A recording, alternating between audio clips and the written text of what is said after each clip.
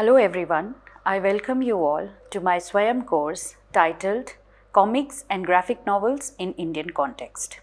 This is an 8-week course and I am going to begin with week 1 today, which is titled as Visual Narratives in Print. The first text that I will be doing today, which will be our lecture 1, includes Gillian Rose's text Visual Methodologies, an introduction to researching with visual materials.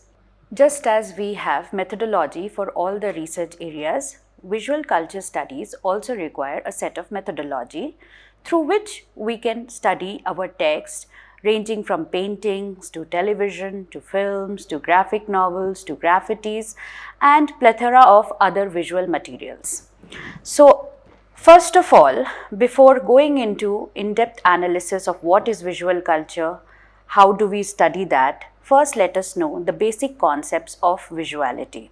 So in my first slide, as you can see, I have put in very brief what is visuality, vision, visual images and visual culture.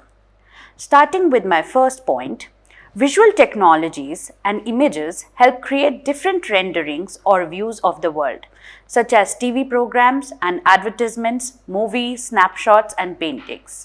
Because all these materials are visual in nature and require a kind of eyesight, so we come to the very next point, that is of vision. Vision refers to what the human eye is physiologically capable of seeing. So obviously, on the basis of eyesight, a person is rendered as visually handicapped or visually enlightened, that they are very much aware to the visual surroundings which may be ranging from the color, content and so many other things that may be constituting the element of visual.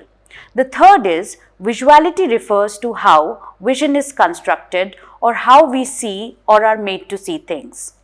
The phrase scopic regime, as Rose says, necessitates what gets seen and how it is seen is invariably a cultural construction.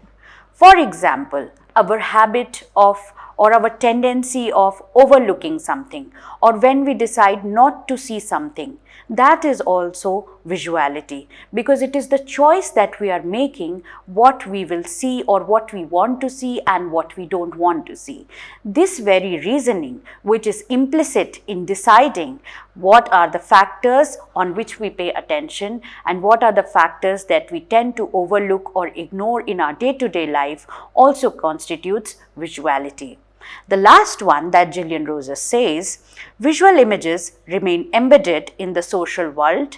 Visual culture refers to the plethora of ways in which the visual is a part of social life. Now coming to the culture. Culture itself is the way in which we are living, the way of life can be called as culture. So now what is visual culture? Visual culture is the way in which visuality or the things which can be materially seen are placed in front of us and how we tend to make meaning out of it. For example, the construction of visuality from person to person also depends on the factor from which background they are coming. It depends on the ethnicity, religion, caste. So many people have different perspectives. So many people have different opinion regarding just one painting. Somebody coming from an economically poor background may have a different opinion of a painting rather than the person who belongs to the upper class. Now, as we see that we are inundated these days with digital images, impact of digital on print is the second topic that Gillian Rose deals with. She says, the development of the internet and the new digital media is changing contemporary visualities. Analog and digital images lay down the differences underlying the production of an image. Now, in order to understand what is an analog image, what is a digital image very clearly, she says analog images correspond one-to-one with what they record. Analog photography, an example of which we'll see later, is created when light falls into chemicals which then react to the light source to produce a visual pattern. For example, an analog image of a leaf is made by leaving the leaf on a sheet of light-sensitive paper in the sunshine. So this is your analog image where the copies of the photos are just put in the sunlight or in any kind of light in order to throw upon the picture on the viewers. But digital images have no direct correspondence to what they show. Images produced with a digital camera are made by sampling patterns of light, which are then converted into binary digital code with the help of the camera's software, thereby further converting the binary code into different kinds of outputs.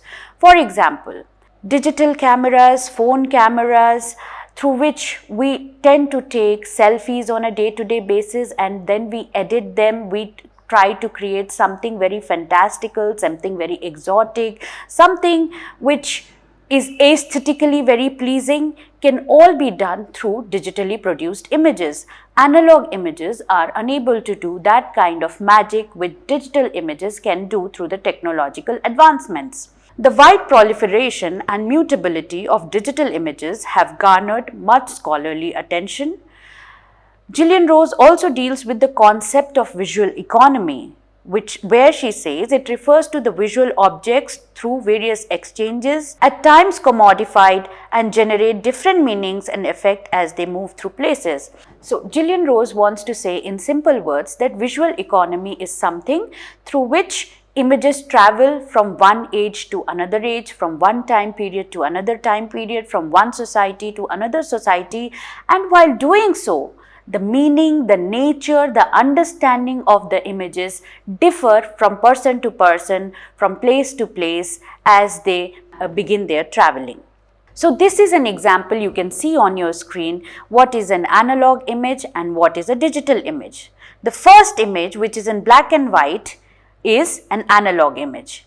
And you see the magic that is done through digital technology on the same image, where you can have all the lights and also you can increase or decrease the brightness, you can enhance the image, crop it and do so many other things which will be part of your digital photography. Now, the main arguments in the methodological text that Gillian Rose has written constitute. She speaks about an increasing visual culture by almost every phenomenon taking visual means for its better description. So she says that in today's world, we are becoming more visual day by day. Literal in comparison is losing out its meaning, and people want to see things, how they are, how they process, what are the results, everything wants to be visibly seen. And this very habit, this very increasing tendency of visually seeing the things, she borrows the terms from Martin J, where she calls it as ocular centrism. She talks of a term, ocular centrism, which is used by Martin J to narrate the centrality of visuals in Western life. So, just as I said, selfie culture has become one of the ways in which ocular centrism can be located. Next, she further quotes Steffords in saying that new visual technologies, so technologies how visuals are depicted, they can be in the form of charts, graphs, maps and so many other ways in which a visual is shown to you on the screen. So she says new visual technologies have superseded written text as the richest, most fascinating modality for conveying ideas. By highlighting visuals' ability to be able to generate multiple effects on multiple visions when viewed by multiple audiences, she explains the difficulty in analyzing something as important as the history of an individual, because limiting meaning merely to one possibility is almost impossible through the medium. So, to explain this in detail, for example, if we are dealing with something as factual and something which is as static as history, because historical records cannot be changed. They are not fictional. We cannot have the scope of being creative with historical records. So here Gillian Rose says that when a photo of a historical person or a photo or an image of a war or a battle or some palace or any incident that belongs to history is displayed in an art gallery or is shown to the students of history class, all the students in the very same class are going to have a different understanding of that person, of that battle, of that event which is being shown to them. And all these differences that the students tend to have belong or are necessitated from their backgrounds. For example, a student who is coming from a very well-off family, or for example, a student who is coming from an urban background, probably may have seen that very particular historical site. He knows what is the reality, he knows the storyline, he knows the country, and he knows all other data which may be associated with that visual. And on the contrary, when a student from a rural background who is not from a very privileged or economically better off family, they are only limited in their understanding of that image through what their teacher explains.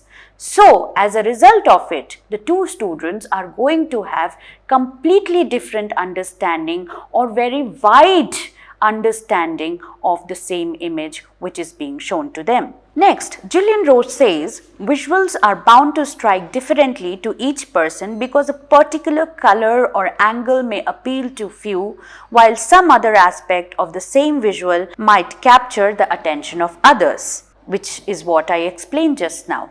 Now, she also states some methods of analyzing. Rose lays out there are three levels of interpreting an image. So whenever you are seeing a painting, whenever you are seeing a print ad in the newspaper, whenever you are reading a graphic novel or any other kind of visual, Gillian Rose very explicitly explains out that there are three levels of understanding. Number one is the site of production of an image, which means the genre of its production, the content in which or the layout, the medium in which the image is produced also matters a lot. So here the genre of its production becomes very important. The second is the site of the image itself, which refers to the socio-cultural subject that images might depict. For example, the content. What is it, the content of the image? What is it that the image wants to display? For example, in an image of Gandhiji, in an image of Ambedkar ji or Bhagat Singh, the close-up shots of these historical personalities which are taken in the portrait-like feature, they may tend to appeal all the viewers in a different way. Somebody may be able to focus on the smile, somebody may be able to focus on the seriousness, somebody may be able to focus on the physical features of the person, of that historical icon. So it depends what are the socio-cultural subject that image is depicting at the moment. And the third one, the third level of interpretation is the site where it is seen by various audiences. For example, as I said in my previous example, that you may be seeing an image in an art gallery as well as you may be seeing the same image in a history classroom. So the impact these two images are going to create. In an art gallery, you would like to associate what are the other images related to this very same image. What is the history behind it? Who was the photographer? Why has he taken such kind of images? But in a history classroom, you are reading that image only with reference to the article or the chapter that you are being taught, which is only as an example of that event that the students are being explained at the moment. The other factors on which meaning is contested includes modalities, which again are of three types. So meaning of any image is constituted on three levels again. One is technological, other is compositional, and the third is social. Now, technological, as the very term suggests, depends on the kind of technology an image has utilized in order to produce itself. For example, technology may range from oil paintings, television, internet. Where is it produced? What is the medium? Composition refers to what are the colors, how much space has it utilized, what is the content. Those are the compositional factors. And social factors, lastly, depend on the range of economic, social and political relations, institutions and practices through which it is seen and used. So, social, in other words, also refers to if I am a painter, my education, my background, my knowledge of the subject is going to define what kind of image I am going to produce. For example, my political affiliations, my ideology, all this comes into place when I decide to draw a particular image. I may be a person belonging to India, I may be a person belonging to America. So, the nationalities and the background of an individual plays a very important role in deciding what kind of image the creator has produced for the viewers. Now, there are some other points to review which are given by Matt Hodge, where he has reviewed Gillian Rose's book and has highlighted some other pointers like semiology, psychoanalysis and discourse analysis in defining that what are the other factors which are also equally important in interpreting the image. So, semiology, just as I suggested, he says, to conduct a semiotic analysis, one must decide what the signs are, decide what they signify in themselves, think about how they relate to other signs in the image and outside the image, explore the relationship of the signs in the images to the codes of the language and culture, and then return to the signs to compare their codes to the code of ideology. Just as I said that semiology is nothing but the layers through which the implicit layers, the inherent layers through which a creator decides to make a painting. For example, the background plays a very important role. Psychoanalysis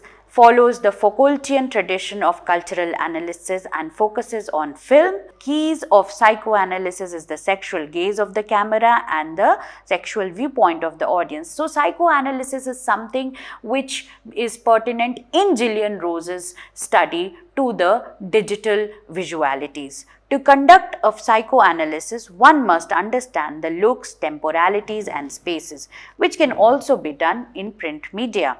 Psychoanalysis does not examine the social norms of the film or the film's effects on the audience. And finally, when he talks about discourse analysis, Rose separates discourse analysis into two types. The first place, the discourse of visuals, particularly in film, in their social context. The method follows along the ideas of a qualitative content analysis in that it examines themes and commonalities within a unit or collection. It particularly examines the social construction of society and differences between the claims of the discourse and the truth. In discourse analysis 2, the research focuses on the institutional discourse through visual media.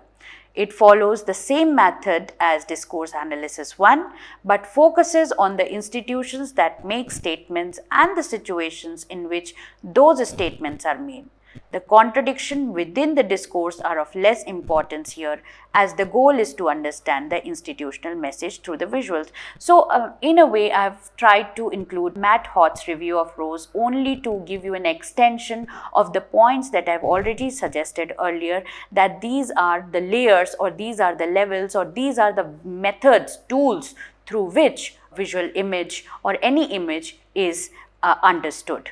Now, what are the effects of visuality? So, when we tend to see an image, what are the effects that it produces? What are the consequences? What are the repercussions? How does that image goes on to stay with us for a longer period of time? Because there are certainly some images which leave an impact on our mind, and also there are some images which we tend to forget the moment we see them, as we do not consider them important. So, Gillian Rose says images are not just representational, but they are also about power relations that are at play concerning what is made visible, particularly how images visualize or render invisible social differences.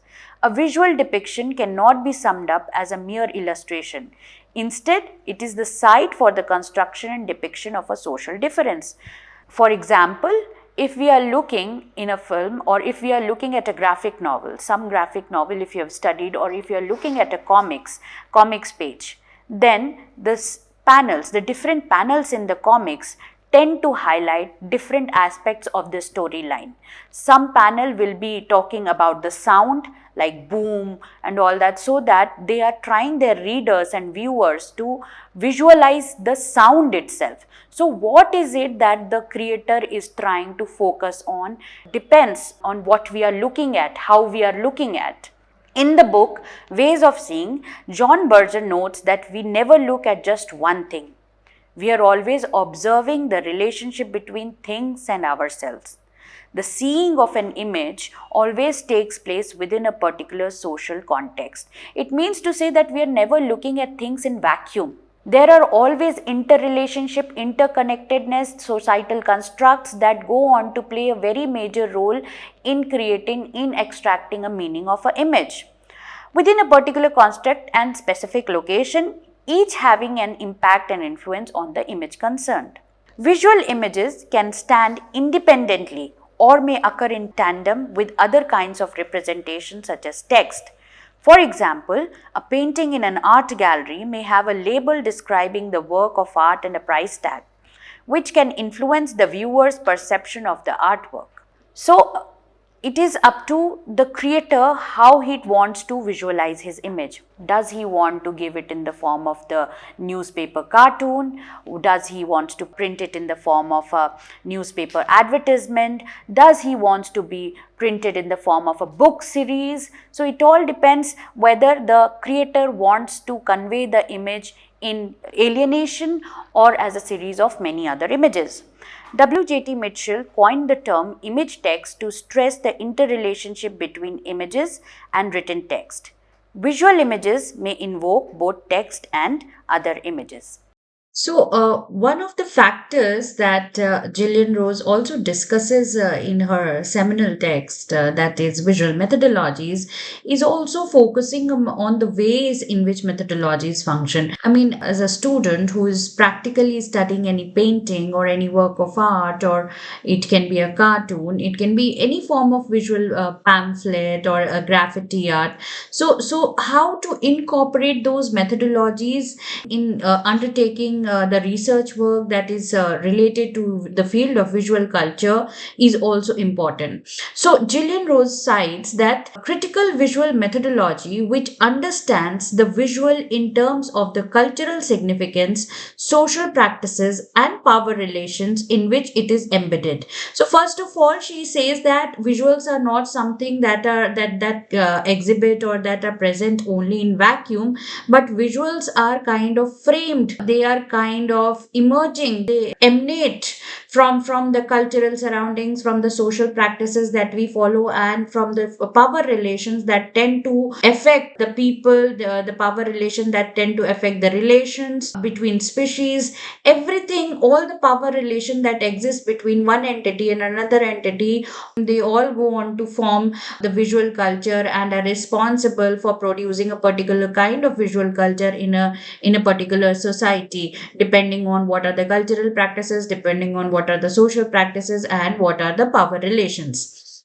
She further says the power relations that produce are articulated through and can be challenged by ways of seeing and imaging. So this is one of the very important points that Gillian Rose raises in visual methodology. She says that in what ways a viewer or an observer identifies or relates or kind of understands the meaning of the visual is directly correlational to the power structure that they are coming from the power, from the hierarchical position, from the status they kind of possess, from the kind of standing in the society they are coming from, directly relates to in what way are they going to infer the image. So ways of seeing and imaging, so how a particular person identifies with a photo, relates with a photo, understands a photo, is directly relational, is directly, it corresponds to the way in which the individual is coming from their social background, from their status, from the power relation they continue to adapt, they continue to possess in a society in relation to one another. Now, the second point that she says is that asking question concerning the image's creation, the image itself and the relationship between the image and its audience is a common practice in visual analysis. So, this is the second method that she says that how methodologies or visual methodologies function is that when you observe, when you see a photo, then you should ask question that about its creator, the image itself and the relationship between the image and the audience. What is the equation, what is the background, what is the relation, why is a viewer who is coming to art gallery can be seeing a photo just as a person who is maybe just another viewer, just as a part of audience, but then there can be another person who is funding that particular art exhibition in a gallery. So for them, they will be viewing, they will be understanding, they will be relating with that particular piece of art in a different way than a general viewer who likes art exhibition, who is just a lover of art, and here he is in the art gallery to kind of look at any random artist piece of work. So the questions that the user should ask while interpreting an image is that where is the image coming from, where the creator, who is the creator of the image, are they the person who belong to first world countries, are they the person who belong to a particular religion, are they the person who belong to marginalized communities. So all such background related questions, all such, as I said in the very first point, that all such cultural, social and power relations come to play when you are kind of examining an image. So the image itself and the relationship between the image and its audience is a common practice in visual analysis. The third one of the important factors that she says that how methodologies function is that the production of images within the framework of broader narratives that reveal how we interpret certain concepts. For example, climate change, violence, gender issues, atrocities, or human rights, etc. And how the mechanism of visual representation fills these notions with specific content. Images are not simple things with objective meaning. Rather, they are socially produced and mediated as components of larger discourses. So, once again, she is saying that images, whenever you watch any piece of art, they are not standing independent of their maker, they are not standing independent of their context, they are not standing independent of the experiences of its maker or the viewer to for whom it is exhibited. They are not objective, but there are layers of interpretation of a particular image. So she says rather they are socially produced and mediated. So wherever an image is being exhibited, wherever an image is being showcased, it is assumed that they are being mediated, they are being circulated in a society which in a way will relate to them, which in a way will understand them, and are not completely oblivious. The viewers are not completely oblivious of the context in which these images are being shown. The second she says is that I quote directly from her, and this is a very important point where she is looking at how contemporary visual cultures are now in a state of motion, are in a state of shift, are in a state of complete change. As she says, that they are converging because of the onset of the digital medium, which has completely changed the effectiveness, which has completely changed the politics of visual culture, which largely remain in print medium till now. So I quote her. In visual culture, images are usually in very diverse ways. They are created, shared, pirated, broadcast, narrowcast, copied, mashed, and otherwise circulated. They work to record, to represent things, to argue, and to create effect. They are meaninglessly cute or silly. They are sent as messages to maintain or destroy social relationships, and they achieve this through what they show, how they are seen, and what is done with them. What matters is what is done with an image. Similarly, researchers using visual research methods, which is VRM, are not interested in what meanings are inherent in the images generated by visual research methods.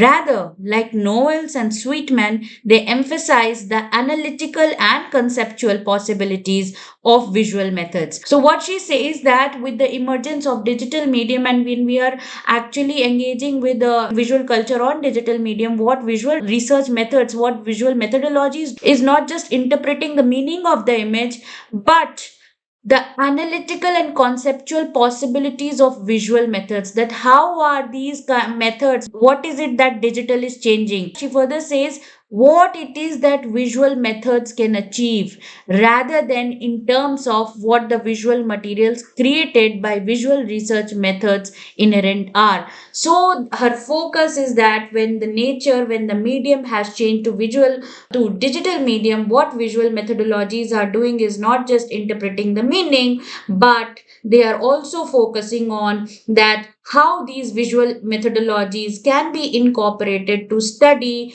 how far they can go to kind of study this change in form, whether they are even feasible enough, whether they are complete in themselves, whether they are capable enough to be able to study this changed form, or do we require an experimentation in the visual methodologies itself so as to be able to study new and emerging forms of visuality in our day to day world. This is what she says. Now, coming to the conclusion, visual imagery is never innocent. It is always constructed through a host of practices and technologies which I have already explained. A critical approach to visual images prompts us to explore the backdrop and the myriad relations that an image carries, including the social practices that concern their circulation and viewing and how different audiences, including academic critics, interpret them. By acknowledging the specific context and experience that shape our understanding, we can gain a richer appreciation of the multifaceted nature of visual culture. And lastly, our ways of seeing are influenced by historical, geographical, cultural, and social context factors. By analyzing the perspective from which we view an image, we become accountable for how we learn to perceive it. In a way, all this sums up to say that maybe if I am an academician, if I am somebody who is interested in studying comics and graphic novels, my detailed understanding of comics and graphic novels, my understanding of the critiques, my understanding of several books that I have read on the nature of visuality is going to impact my understanding of a particular image. While students who are newly enrolled in this course and who are now gaining the training, the first-hand training to visualize an image will have definitely a different sort of understanding. Thank you.